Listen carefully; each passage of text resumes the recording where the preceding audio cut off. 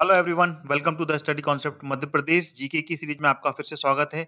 19वां video है ये मध्य Pradesh GK का, जिसमें कि वो सारे क्वेश्चंस जो कि मध्य प्रदेश के एमपीपीएससी और व्यापम के द्वारा कंडक्ट किए गए एग्जाम जैसे कि एमपीएसआई, मध्य प्रदेश कांस्टेबल, पटवारी और जेल पेरी में पूछे जाते हैं, वो पूरा का पूरा मध्य प्रदेश का स्टैटिक जीके का ये मैं सीरीज कंडक्ट कर रहा हूँ, जिसका ये 19वां वीडियो है।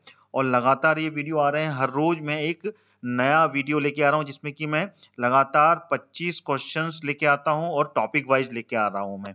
और जैसे कि मैं पहले भी बता चुका हूँ पिछली वीडियोस में कि लगातार ये सीरीज चलेगी और 10,000 क्वेश्चन तक ये सीरीज लगातार चलती रहेगी। और ये जो सीरीज है ये टॉपिक वाइज है, हर टॉपिक पर ये 25 क्वेश्चंस होते हैं और स्पेसिफिक होते हैं, और हर क्वेश्चंस का मैं एनालिसिस करता हूँ। तो वीडियो को आखिरी तक देखिए, और वीडियो पसंद आता है आपको तो वीडियो को लाइक जरूर कीजिए आप लोग, ठीक है ना, ये रिक्वेस्ट है मेरी। वीडियो की लाइक बटन जरूर दबाइए, साथ ही साथ में वीडियो को आप शेयर भी करें, जिससे कि अन्य जो भी स्टूडेंट्स हैं जो कि Madhya Pradesh MPPSC, MPSI, constable, jail प्रहरी, पटवारी इन सभी एग्जाम्स की तैयारी कर रहे हैं, उसमें मध्य प्रदेश जीके बहुत ही इंपॉर्टेंट पार्ट है।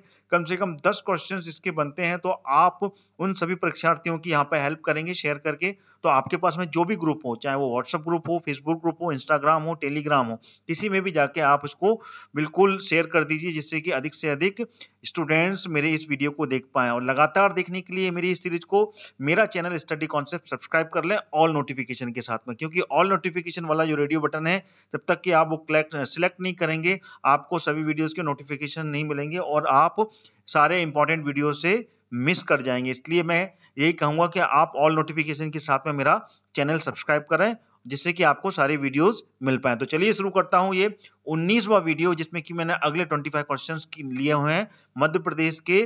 बहुत ही इंपॉर्टेंट क्वेश्चंस हैं, बिल्कुल मिस मत कीजिएगा, आखिरी तक देखिएगा।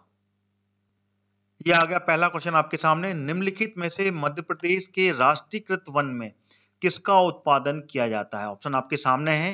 ये ऑप्शन है आपके पास में साल के बीज, तेंदुपत्ता, उपरोक्त में से कोई नहीं या फिर उपरोक्त दोनों। तो इसमें से सही उत्तर क्या है? देखिए, सही उत्तर है उपरोक्त दोनों। दा इसका बिल्कुल सही जवाब है, यानी कि ऊपर दिए हुए दोनों ऑप्शन सही हैं। यानी कि जो राष्ट्रीयकृत वन है मध्य प्रदेश के, उसमें साल के बीज और तेंदुपत्ता इन दोनों का ही उत्पादन किया जाता है। अगला क्वेश्चन आ गया। निम्नलिखित जिलों में से कौन से जिले में जो घने वन आवरण वाले जिलों की श्रेणी में आता है? यानी कि वो कौन सा जिला है जहां पे कि घने जंगल पाए जाते हैं, और घने जंगल वाले जो आवरण वाले जिले हैं उसमें से कौन सा जिला है जो उस श्रेणी में आता है? मुरैना, सीधी, ग्वालियर या फिर निमाड़। देखिए, क्वेश्चंस का यहाँ पे रिवीजन भी होता है। पिछला वीडियो अगर आपने देखा होगा तो डेफिनेटली उसका रिवीजन चल रहा है, तो इसमें हम कुछ क्वेश्चंस रिवाइज भी करेंगे पिछले वीडियो के। तो आप उससे आपको कंसिस्टेंसी आएगी कि हाँ, ये क्वेश्चन पिछली वीडियो में आया था और इसका यह उत्तर है, ठीक है ना। जिससे आपकी कंसिस्टेंसी बढ़ेगी और आपको याद होगा। तो ये बताइए, घने आवरण वाला ये जिला कौन सा है? मैंने पिछले वीडियो में आपको इसके बारे में आंसर दिया है, अगर आपने देखा होगा तो डेफिनेटली आप इसका आंसर दे पाएंगे। तो बताएं इसका आंसर क्या है? तो इसका आंसर है सीधी। सीधी इज द करेक्ट आंसर। और मैंने उसमें बताया भी था आपको कि सीधी जिले में घने आवरण वाले जंगल क्यों पाए जाते हैं, क्योंकि ये विंध्य विंध्य प्रदेश का क्षेत्र है ये, ठीक है ना, ये याद रखना, ये विंध्य प्रदेश का क्षेत्र है। इस कारण से यहाँ पर घने आवरण वाले जंगल कहलाते हैं। क्यों? क्योंकि यहाँ पे 140 सेंटीमीटर से अधिक यहाँ पर बारिश होती है, इसलिए यहाँ पर सबसे अधिक घने जंगल पाए जाते हैं। और मुरैना यहाँ पे की सिर्फ 75 सेंटीमीटर के आसपास बारिश होती है। ग्वालियर यहाँ पे इसी के पास में, मुरैना, ग्वालियर और भिंड यहाँ पर 55 से लेके 75 सेंटीमीटर के आसपास की बारिश होती है, कि सबसे कम बारिश वाले क्षेत्र हैं। तो जंगल होने का सवाल ही पैदा नहीं होता। निमाड़ क्षेत्र जो है ये पश्चिमी क्षेत्र है, यहाँ पे की 100 सेंटीमीटर से कम बारिश होती है, इस कारण से यहाँ पे जंगल होने का सवाल ही पैदा नहीं होता इतने घने।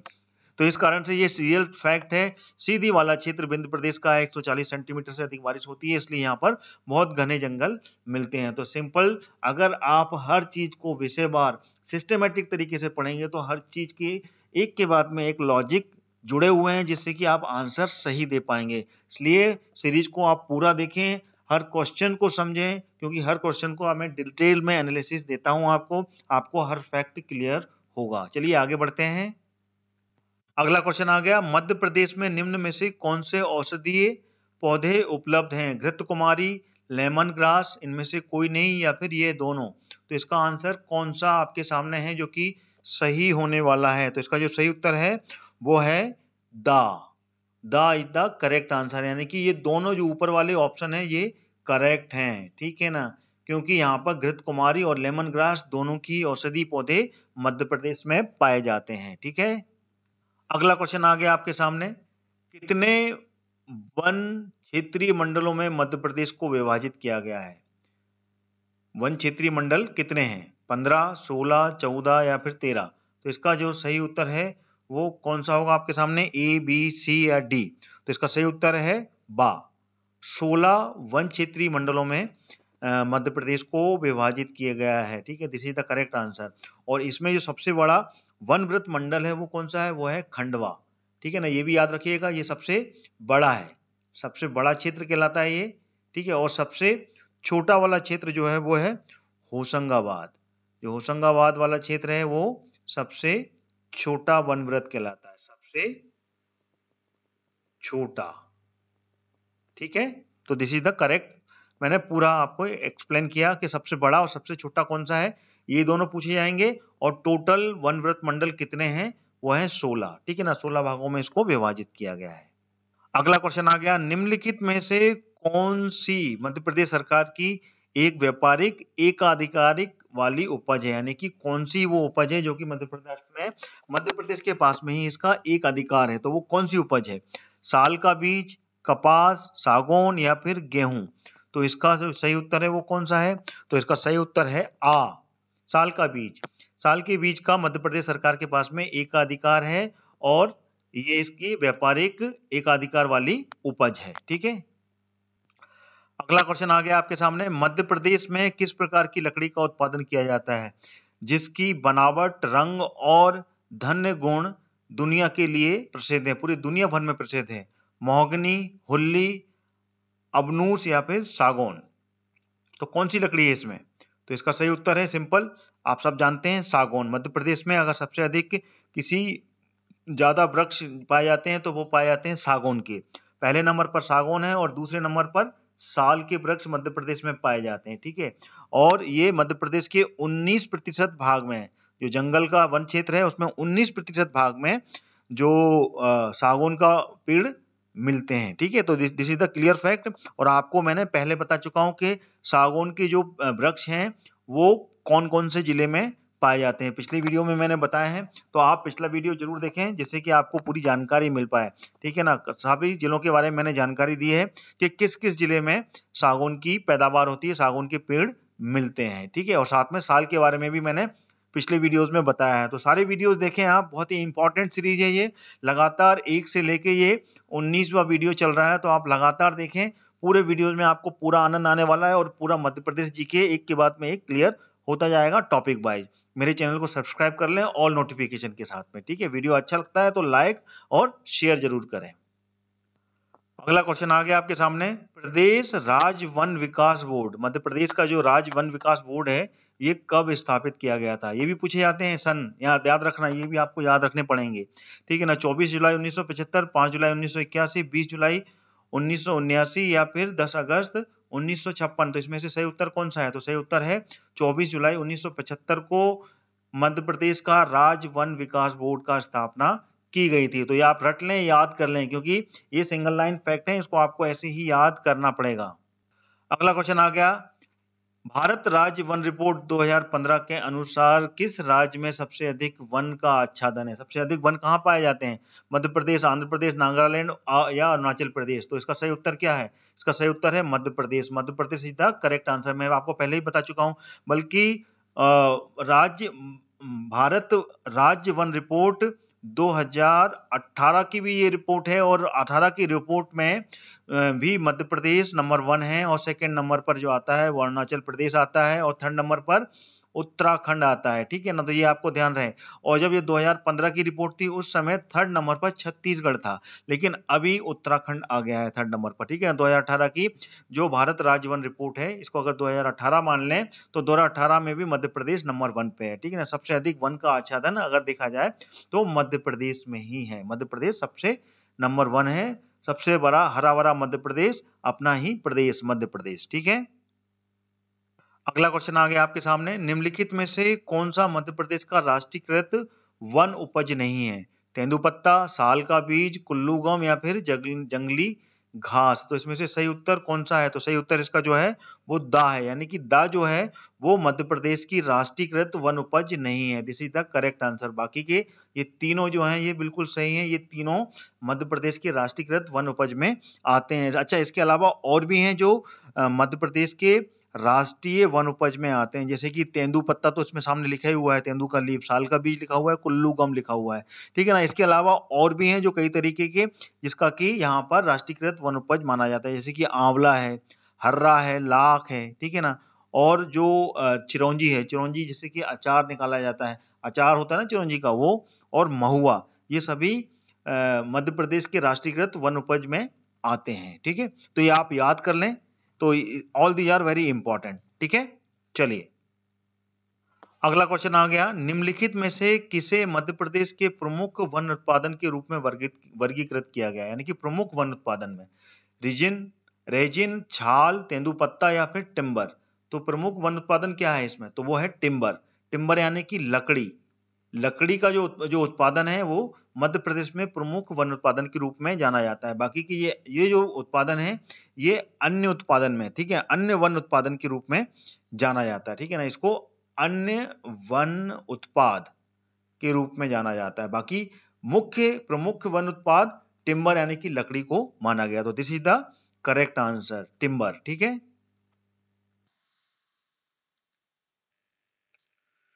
दोस्तों आगे जाने से पहले मैं आपको बताना चाहूंगा अनअकैडमी के बारे में। अनअकैडमी लेकर आया है आपके लिए एक फ्री प्लान, जिसमें कि आपको एमपी के टॉप एजुकेटर से पढ़ने का सुनहरा मौका मिलेगा, और साथ ही साथ में आपको मिलेगा 500 से ज्यादा free live classes every week with the doubt clearing, ठीक है ना। Free weekly mock test, free live quiz जो कि 20,000 से ज्यादा रहेंगी, और साथ ही साथ में आपको मिलेंगे 20 फ्री लाइव क्विजेस। इस फ्री प्लान को अनलॉक करने के लिए, एक्सेस करने के लिए आज ही डाउनलोड करें अनअकैडमी का ऐप, और मेरा जो रेफरल कोड है हरदयाल कुशवाहा उसको यूज करें और इस फ्री प्लान को अनलॉक करें। क्या आप अपनी तैयारी को मजबूत करने के लिए एक मॉक टेस्ट ढूंढ रहे हैं? तो अनअकैडमी आपके लिए लेके आया है MPPSC prelims full length test, जिसमें आपको मिलेंगे live mock test and access मिलेगा 20 से ज्यादा फुल लेंथ जो भी मॉक टेस्ट हैं उनका, जो कि पिछले महीने ही लाए हुए हैं। और यही नहीं, टॉप 3 जो रैंकर्स होंगे उनको मिलेगा अनअकैडमी का 1 मंथ का फ्री सब्सक्रिप्शन प्लान। तो आज ही अपनी जीत की तैयारी दर्ज करें अनअकैडमी के साथ में। आइए अब जान लेते हैं अनअकैडमी के प्लस बैचेस के बारे में, जो आपकी हर जरूरत के लिए एकदम परफेक्ट हैं। जी हाँ, अब अनअकैडमी के साथ आप अपने प्रिपरेशंस की जरूरत के हिसाब से अपने बैचेस को ज्वाइन कर सकते हैं और अपनी एमपीपीएससी प्रीलिम्स 2020 के लिए सिलेक्शन पक्की कर सकते हैं। ये सारे बैचेस बहुत ही जल्दी शुरू हो रहे हैं। आप अपनी प्रिपरेशन में जहां भी हैं, आपको बहुत ही ज्यादा मदद करने वाले हैं। तो आइए जानते हैं इन सभी सब्सक्रिप्शंस के बारे में और इन सभी बैचेस के बारे में। जो भी विद्यार्थी प्रीलिम्स 2020 क्लियर करना चाहते हैं, ध्यान से सुने। आपकी तैयारी के लिए अनअकैडमी लेकर आया है 60 डेज का crash course with MCQ series practice के लिए। थ्योरी लाइव रिवीजन दिन में, और सब्जेक्ट वाइज जो लाइव एमसीक्यू सीरीज है वो रात में होगी। और साथ ही साथ में आपको टॉप एजुकेटर्स के द्वारा लाइव कोर्स और पीडीएफ नोट्स भी मिलेगा, और उसके साथ में आपको मिलेगा 20 से ज्यादा full length test with live test paper analysis on every weekend.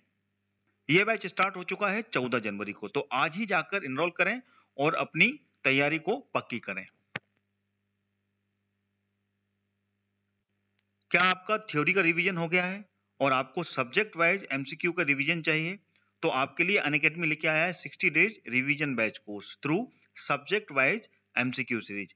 इसमें आपको सब्जेक्ट वाइज एमसीक्यू सीरीज का रिवीजन होगा, और हर क्लास के बाद में आपको इसके नोट्स भी प्रोवाइड कराए जाएंगे। यह बैच भी स्टार्ट हो चुका है 14 जनवरी से, तो ज्वाइन करने में बिल्कुल भी देरी ना करें। और इसका जो लिंक है वो मैंने इस वीडियो के डिस्क्रिप्शन बॉक्स में डाल दिया है, वहां से आप उसको सब्सक्राइब कर सकते हैं। क्या आप एमपीपीएससी की तैयारी शुरू कर रहे हैं और डेडिकेटेड गाइडेंस चाहते हैं? तो मैं आपके लिए foundation batch for MPPSC prelims and mains के लिए रिकमेंड करूंगा, जो कि स्टार्ट हो रहा है 19 जनवरी से। यह 10 मंथ का कोर्स है। इसमें आपको मिलेगी live classes with top educators, साथ ही साथ आपको मिलेगा पीडीएफ रिवीजन नोट्स और वीकली मेगा क्विज। इस कोर्स का लिंक भी मैंने इस वीडियो के डिस्क्रिप्शन बॉक्स में डाल दिया है। आप अपने सपने साकार करें अनअकैडमी के साथ में। क्या आप अपना रिवीजन अपनी स्पीड में चाहते हैं और रिवीजन आपका पहले से चल रहा है, तो आप अपने रिवीजन के लिए रिकॉर्डेड रिवीजन बैच ज्वाइन करें। संपूर्ण ज्ञान में आपको सारे रिकॉर्डेड रिवीजन सेशन मिलेंगे, जहां आपको आपके पेस के हिसाब से आप पढ़ सकते हैं और साथ में आपका डाउट भी आप क्लियर कर सकते हैं। और संकल्प बैच में आपको मिलेगा डेडिकेटेड डाउट क्लियरिंग आपके रिवीजन को बूस्ट करने के लिए। रिवीजन इज वेरी इंपॉर्टेंट, तो आज ही इस बैच को ज्वाइन करें और एक ही सब्सक्रिप्शन में आपको पूरा एक्सेस मिल जाएगा। जिन लोगों ने प्रीलिम्स क्लियर कर लिया है उन सभी विद्यार्थियों को मेरी तरफ से मैनी कॉन्ग्रेचुलेशंस, बहुत बहुत बधाई। अब अपने मेंस की तैयारी में बिल्कुल चूक ना करें। आप लोगों के लिए अनअकैडमी लेके आया है स्वप्न पूर्ति बैच, जिसमें कि आपको 35 दिनों में एमपीपीएससी मेंस की कंप्लीट प्रिपरेशन कराई जाएगी with dedicated answer writing practice के साथ में। तो आज ही अपनी सफलता की सीढ़ी को एक कदम और आगे बढ़ाएं अनअकैडमी के साथ में। अनअकैडमी के सब्सक्रिप्शन के लिए बस आपको प्ले स्टोर से अनअकैडमी का लर्निंग ऐप डाउनलोड करना है और इसमें अपना जो गोल है एमपीपीएससी एंड व्यापम चूज करना है और प्ले प्लस सब्सक्रिप्शन में जाकर आप मन चाहे जो भी कोर्सेस हैं उसमें आप एनरोल करें और गेट सब्सक्रिप्शन का जो बटन है उसको आपको क्लिक करना है। इंस्टेंट 10% का फीस में डिस्काउंट पाने के लिए मेरा रेफरल कोड हरदयाल कुशवाहा, जो कि कैपिटल लेटर में रेड कैपिटल लेटर में लिखा हुआ है, उसको आपको एंटर करना है। तो देर किस बात की है दोस्तों, आज ही डाउनलोड कीजिए अनअकैडमी का लर्निंग ऐप और एमपीपीएससी एंड व्यापम को क्रैक करने के लिए तैयार हो जाइए। Let's crack it. अगला क्वेश्चन आ गया आपके सामने। निम्नलिखित में से क्या मध्य प्रदेश औषधि पौधों मिशन का कार्य नहीं है, यानी कि मध्य प्रदेश में औषधि पौधों की मिशन का कार्य कौन सा नहीं है? इसमें औषधि पौधों की खेती के लिए अनुदान देना, औषधि पौधों के उत्पादन की ब्रांडिंग और बिक्री, औषधि पौधों की नर्सरी तैयार करना या फिर औषधि पौधों की खेती के लिए कार्यशालाओं का आयोजन करना। तो इसमें से कौन सा है जो मध्य प्रदेश सरकार नहीं करती है विशेष रूप से? तो वो है बी वाला। मध्य प्रदेश में औषधि पौधों की उत्पादन की ब्रांडिंग और बिक्री करना मध्य प्रदेश में ये इसका मिशन नहीं है, ठीक है ना, इसके मिशन में नहीं आता है। This is the correct answer. अब आ गया 13वां क्वेश्चन। विश्व की पहली टाइगर सफारी मध्य प्रदेश के किस जिले में स्थापित की गई? देखिए क्वेश्चंस के टॉपिक बदल गया अब, ठीक है ना। पहले का पूरा आपका जंगल वन के ऊपर था, अब यहाँ पर सफारी, टाइगर अभ्यारण्य, सेंचुरी, इन सभी के ऊपर में और नेशनल पार्क के ऊपर में क्वेश्चन शायद आने वाले टाइम में आपको मिलने वाले हैं। तो लगातार देखते रहिए मेरे वीडियोस और हर टॉपिक पर आपको डीप में क्वेश्चंस मिलने वाले हैं। चलिए बताइए, विश्व की पहली टाइगर सफारी मध्य प्रदेश के किस जिले में स्थापित की गई है? रीवा, सतना, पन्ना या फिर मंडला? तो इसका सही उत्तर कौन सा है? तो इसका सही उत्तर है वो है बा, Satna. Satna is the correct answer, ठीक है ना। ये विश्व की पहली है जिसको कि मध्य प्रदेश में टाइगर सफारी का दर्जा मिला है और इसकी शुरुआत कब हुई थी? ये कब मिला इसको? 2016 में। 2016 में इसकी शुरुआत की गई, ठीक है ना। औपचारिक रूप से इस टाइगर सफारी का लोकार्पण कर दिया गया था 3 अप्रैल को। 3 अप्रैल 2016 को इसका लोकार्पण किया गया था, ठीक है। अगला क्वेश्चन आ गया, सतना जिले के मुकुंदपुर में स्थापित विश्व की पहली टाइगर सफारी का नाम किसके नाम पर रखे जाने की घोषणा की गई? वीर सिंह बुंदेला, ठाकुर रमणत सिंह, महाराजा मार्तंड सिंह या फिर छत्रसाल सिंह? छत्रसाल। बताइए इसमें से सही आंसर क्या है? तो इसका सा आंसर सही है, महाराजा मार्तंड सिंह के नाम पर ये विश्व की पहली टाइगर सफारी का नाम रखा गया। क्यों रखा गया? क्योंकि इन्होंने ही व्हाइट शेर, सबसे पहला जो सफेद शेर है वो इन्होंने ही पकड़ा था और पाला था उसको, ठीक है ना। और इनका जो नाम है वो महाराजा मार्तंड सिंह जूदेव के नाम पर इसकी घोषणा की गई, ठीक है। तो this is the correct answer. अगला क्वेश्चन आ गया 15वां, विश्व का पहला गो अभ्यारण्य मध्य प्रदेश के किस जिले में स्थापित किया गया है? शाजापुर, आगरमालवा, उज्जैन और देवास? तो कौन सा आंसर इसका सही है? तो इसका सही उत्तर है आगरमालवा। ये विश्व का पहला गो अभ्यारण्य, ध्यान दीजिएगा, और मध्य प्रदेश के आगरमालवा में स्थापित किया गया। This is the correct answer, ठीक है ना। और आगरमालवा के ये सुसनेर क्षेत्र में, ठीक है ना, ये भी पूछा जा सकता है, बिल्कुल इसको याद रखिएगा। सुसनेर, सुसनेर क्षेत्र का एक गांव है जिसको बोलते हैं सालरिया, सालरिया गांव है, वहां पर ये गौ अभ्यारण्य, ठीक है ना, गौ अभ्यारण्य मध्य प्रदेश में, और विश्व का पहला गौ अभ्यारण्य जो कि स्थापित किया गया, और ये टोटल 472 स्क्वायर हेक्टेयर, ठीक है ना, 472 हेक्टेयर, ज्यादा बड़ा नहीं है ये, 472 हेक्टेयर में ये पूरा का पूरा बनाया गया है, ठीक है ना। और यहाँ पर गौ अभ्यारण्य में जो गौ गाय हैं, गाय पर पूरी की पूरी रिसर्च की जाएगी और उनकी नई ब्रीड की भी तैयारी करने की यहाँ पर पूरा का पूरा एक रिसर्च इंस्टीट्यूट भी यहाँ पर स्थापित करने के लिए प्लान किया गया है। अच्छा, ये विश्व का पहला तो हो गया, दूसरा भी भारत में ही है, भारत के दूसरे राज्य में है, राजस्थान में, ये भी याद रखिएगा, राजस्थान के बीकानेर में, जो बीकानेर है वहां पर दूसरा गो अभ्यारण्य स्थापित किया गया है, ठीक है। और ये दोनों बिल्कुल आसपास ही हैं, आजू बाजू में, बॉर्डर से लगे हुए हैं, तो दोनों जगह में ये गो अभ्यारण्य स्थापित किया गया है, ये आपको याद रखना है। अगला क्वेश्चन आ गया 16वां, केंद्रीय पर्यावरण और वन मंत्रालय द्वारा नए टाइगर रिजर्व अभ्यारण्य स्थापित किए जाने की घोषणा मध्य प्रदेश में कौन सा अभ्यारण्य को शामिल किया गया, घोषणा की है, जिसमें रातापानी, चंबल, कूनो या फिर रालामंडल। तो इसमें से जो अभ्यारण्य है वो है रातापानी, रातापानी जो अभ्यारण्य है, ठीक है ना, उसको नए टाइगर रिजर्व में स्थापित करने के लिए अभी जो केंद्रीय पर्यावरण एवं वन मंत्रालय ने प्लान किया है, ठीक है ना, this is the correct answer. अगला क्वेश्चन आ गया आपके सामने, मध्य प्रदेश में कुल कितने राष्ट्रीय उद्यान हैं, बहुत ही इंपॉर्टेंट है, बताइए 9, 10, 11 या 12, कितने राष्ट्रीय उद्यान है, नेशनल पार्क कितने हैं मध्य प्रदेश में, तो ये टोटल है 11, this is the correct answer. अभी टोटल मध्य प्रदेश में 11 राष्ट्रीय उद्यान है, और वो कौन कौन से हैं, आइए यहाँ पर लिखते हैं शुरू से। पहला कौन सा अपन शुरू करें, पहला करते हैं अपन कान्हा से, ठीक है ना, जो सबसे पहला राष्ट्रीय उद्यान है, सबसे पहले बना था ये मध्य प्रदेश में। और दूसरा राष्ट्रीय उद्यान है बांधवगढ़, बांधवगढ़ राष्ट्रीय उद्यान। तीसरा कौन सा है, तीसरा है माधव राष्ट्रीय उद्यान, ठीक है ना, माधव। चौथा है पन्ना राष्ट्रीय उद्यान, ध्यान रखिएगा, पूरे 11 लिखेंगे अपन। और पांचवा है संजय राष्ट्रीय उद्यान, या फिर इसको डुबरी भी बोलते हैं, डुबरी राष्ट्रीय उद्यान के नाम से भी जानते हैं, ठीक है ना। छठवा जो है वो है पेंच राष्ट्रीय उद्यान, पेंच, यहाँ पे की मोगली जो कथा है, ठीक है ना, मोगली द जंगल बुक, उसकी कथा का पूरा जो चित्रण किया गया है वो पेंच राष्ट्रीय उद्यान से ही लिया गया है, ठीक है ना। और इसके बाद में कौन सा है, सतपुड़ा राष्ट्रीय उद्यान। फिर आठवां कौन सा है, वन विहार जो कि मध्य प्रदेश की राजधानी भोपाल में है। नौवां फॉसिल राष्ट्रीय उद्यान, ये कहाँ पर है, ये डिंडोरी में है, ठीक है। और उसके बाद में दसवां जो प्रस्तावित है कहाँ पे, ओमकारेश्वर में प्रस्तावित है। और 11वां कौन सा है, डायनासोर जीवाश्म राष्ट्रीय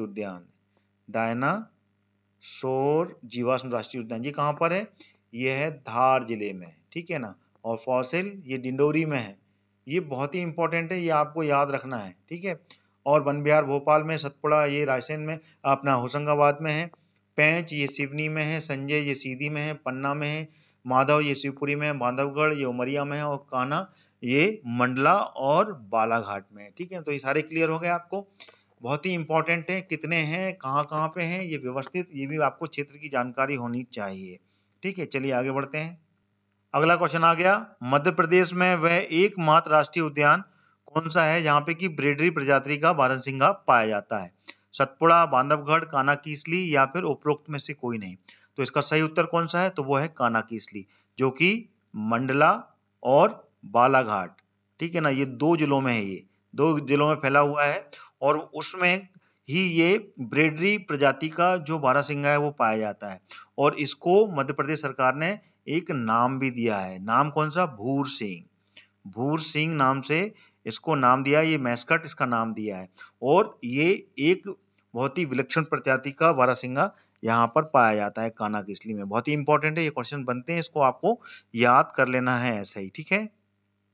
अगला क्वेश्चन आ गया 20वां, निम्नलिखित में से किस जिले में काले हिरण के आवास के लिए प्रदेश का पहला कंजर्वेशन रिजर्व स्थापित किया जाएगा? छिंदवाड़ा, सीहोर, शिवपुरी या फिर शाजापुर? तो कौन सा उत्तर इसका सही है? तो इसका उत्तर है शाजापुर। जो शाजापुर जिला है इसमें काले हिरण की कंजर्वेशन यानी कि उनको रिजर्व, उनको संरक्षित करने के लिए ये कंजर्वेशन रिजर्व स्थापित किया जाएगा, क्योंकि शाजापुर ही जिले है जहाँ पे कि सबसे अधिक काले हिरण पाए जाते हैं। लगभग 1100 काले हिरण यहाँ पर पाए जाते हैं। ठीक है, तो और ये शाजापुर किस संभाग के अंतर्गत आता है? ये आता है उज्जैन, उज्जैन संभाग के अंतर्गत आता है। ये आपको याद कर लेना है। अगला क्वेश्चन आ गया, कान्हा राष्ट्रीय उद्यान के संबंध में सही कथनों का कूट द्वारा चुनिए। पहला कथन, यह 1933 का अभय वन बनाया गया, या फिर 1952 में अभ्यारण्य तथा 1955 में राष्ट्रीय उद्यान बनाया गया, इसका क्षेत्रफल 940 वर्ग किलोमीटर है, या फिर चौथा 1974 में प्रोजेक्ट टाइगर में इसको शामिल किया गया। तो बताइए कौन कौन से इसके कूट सही हैं?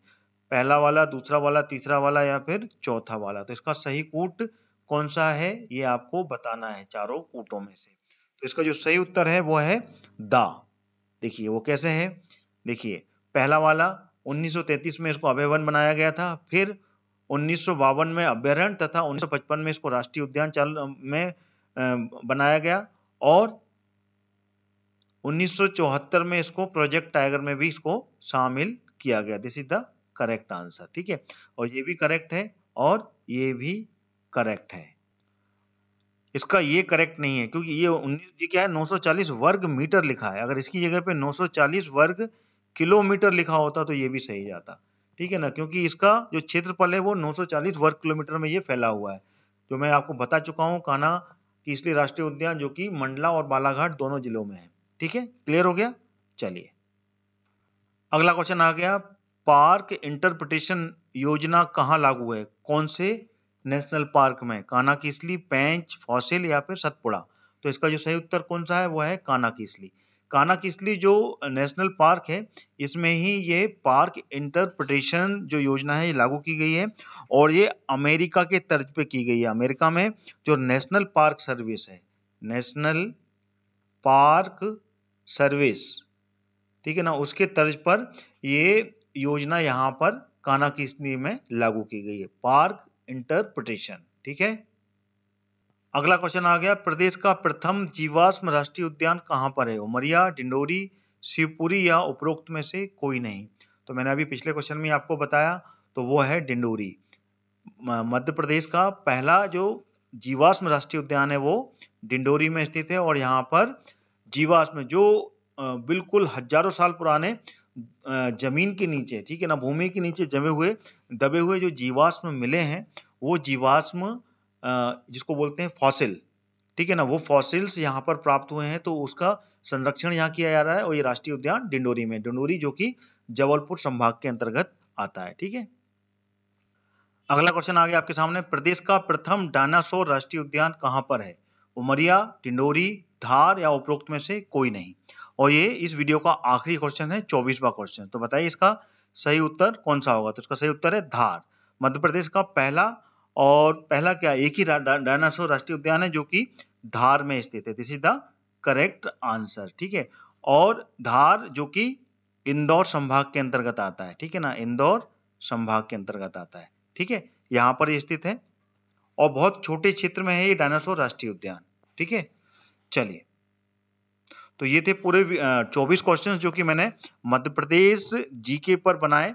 और आपको वीडियो कैसा लगा कमेंट करके जरूर बताएं, और वीडियो को लाइक करें और साथ में वीडियो को शेयर भी करें, जिससे कि अन्य जितने भी विद्यार्थी हैं जो कि मध्य प्रदेश जीके की तैयारी कर रहे हैं, मध्य प्रदेश जीके पढ़ रहे हैं, वो भी मेरे इस वीडियो को देख पाएं। तो लगातार मेरी सीरीज से बने रहने के लिए मेरा चैनल स्टडी कॉन्सेप्ट सब्सक्राइब कर लें, ऑल नोटिफिकेशन के साथ में, क्योंकि इससे आपको जितने भी मैं वीडियोस बना रहा हूँ सबके नोटिफिकेशन मिलेंगे, और लगातार आप सारे वीडियो देख पाएंगे। मैं मध्य प्रदेश जीके के साथ साथ मध्य प्रदेश एमपीपीएससी प्रीलिम्स की भी जीके सीरीज लेके आया हूँ, जिसमें कि आपको वो सारे क्वेश्चंस जो कि प्रीलिम्स में आते हैं उसका पूरा का पूरे आपको प्रैक्टिस करने को मिलेगी। तो लगातार वो सीरीज भी रेगुलर आ रही है, हर रोज एक वीडियो उसको आपका मिल रहा है। तो अभी तक 2 दिन हुए हैं, 2 दिन से ही मैंने चालू की है, तो आप फटाफट उस सीरीज से भी जुड़ें और इसके साथ साथ मध्य प्रदेश कांस्टेबल की भी पूरी प्रीवियस ईयर की पेपर्स की एनालिसिस लेके आया हूँ जीके पार्ट का, तो वो भी आप मेरे चैनल के माध्यम से देख सकते हैं। तो मध्य प्रदेश के जितने भी एग्जाम्स हैं सभी की तैयारी मेरे चैनल के माध्यम से आप कर सकते हैं। पूरा जीके पार्ट, पूरा हिस्ट्री पार्ट, पूरा पॉलिटिकल पार्ट, पूरा एडमिनिस्ट्रेशन पार्ट, हर पार्ट को मैं यहाँ पर अपने स्टडी कॉन्सेप्ट एजुकेशनल चैनल के थ्रू आपको बताने की कोशिश करता हूँ। तो इसी के साथ मैं अपना ये वीडियो समाप्त करता हूँ। अगला वीडियो लेकर फिर हाजिर होऊंगा। जब तक के लिए जय हिंद, जय भारत। लगातार देखते रहिए मेरा चैनल स्टडी कॉन्सेप्ट प्लेलिस्ट में, आपको सारे वीडियोज मिल जाएंगे। नमस्कार।